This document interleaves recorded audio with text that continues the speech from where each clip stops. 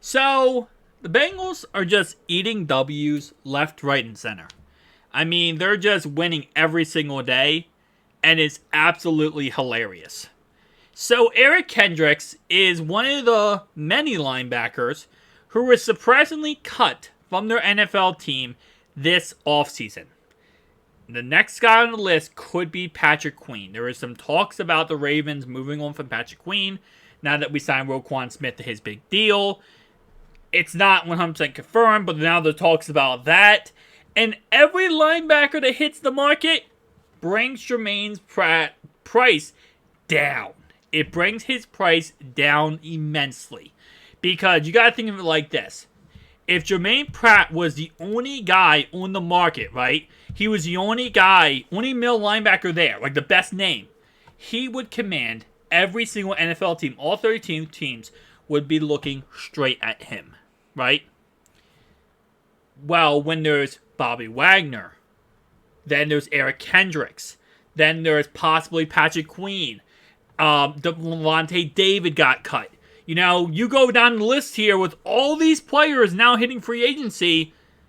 Jermaine Pratt is on there because, yes, he is young. Yes, he has a lot of skill. And, yes, he's a really good middle linebacker. But now you have teams that are like, listen, we want someone like Erick Kendricks. We like a coverage type guy. We want this type of guy. You know, we like Jermaine Pratt. But now Erick Kendricks is taking away our attention. Bobby Wagner is taking away our attention. Levante David taking away our attention. Patrick Queen taking away our attention. Which means the big money is not all focused on Jermaine Pratt. So let's say, you know, once they hit free agency, the Bengals say, hey, Jermaine, we'll give you, I don't know, 8 a year. 8, 9 a year.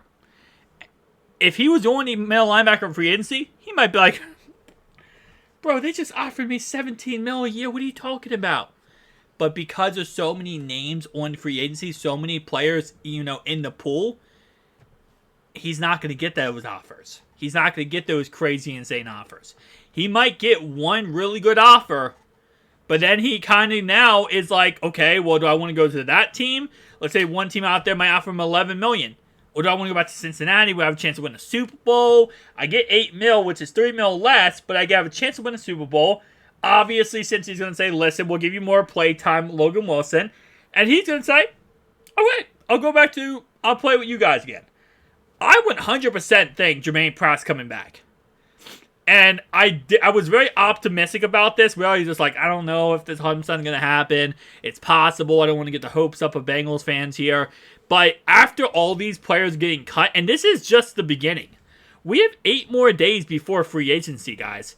There's going to be more players who are cut before free agency starts. So you're going to go into the market in the 15th with possibly another 6 or 7 big middle linebacker names, you know, all saturating the market. So this just gives the Cincinnati Bengals even more ammunition to say, hey, Jermaine, just come on back.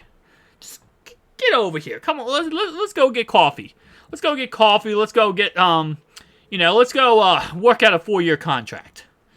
So, yeah. This is a W. This is a huge W for the Cincinnati Bengals. And, you know, if we look at the market right now with players getting cut, it's really middle linebackers especially. It's like really unfortunate right now for Jermaine Pratt is that majority of players getting cut right now are linebackers. Like, there's not like, oh yeah, safeties are getting cut like crazy, guys. Cornerbacks are getting cut like crazy. Wide receivers. No, it's like majority linebackers. Like, the universe just said to Cincinnati, listen, we know the refs absolutely shafted you. We know the NFL shafted you. So the universe is just like, there you go. You can have Jermaine Pratt back. So I think he comes back for $7 or $8 million contract. You know, and with all hope being lost for the longest time, you know, he actually could come back. Now, why did I not talk about in this video Erick Kendricks signing with the Cincinnati Bengals? Why did I not talk about that? Well, because I'm tired of Tom Boyd being in my ear telling me how Bengals don't sign players over 30 years old. And he will be 31 years old going into next season. Should, in a hypothetical situation, Jermaine Pratt doesn't return to the Bengals, should they look towards someone like Erick Kendricks?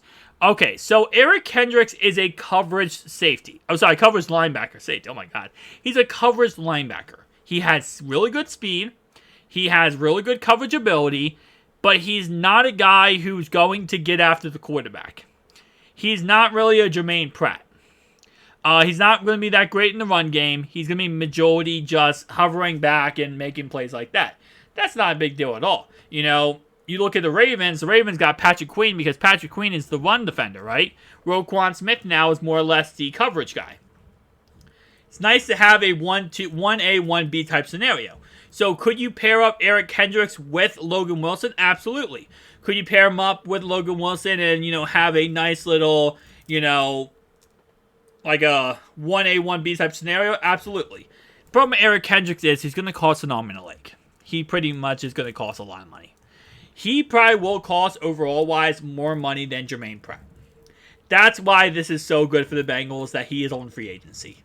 Because he's going to cost more money than Jermaine Pratt. So if he were to, for example, not be on free agency, then Jermaine Pratt would be in a really good situation. But because he is, Jermaine Pratt is absolutely flopperonoed. But it is what it is, guys. We'll see what ends up happening. Whether Jermaine Pratt does come back, yay or nay. I'll see you guys in the next one.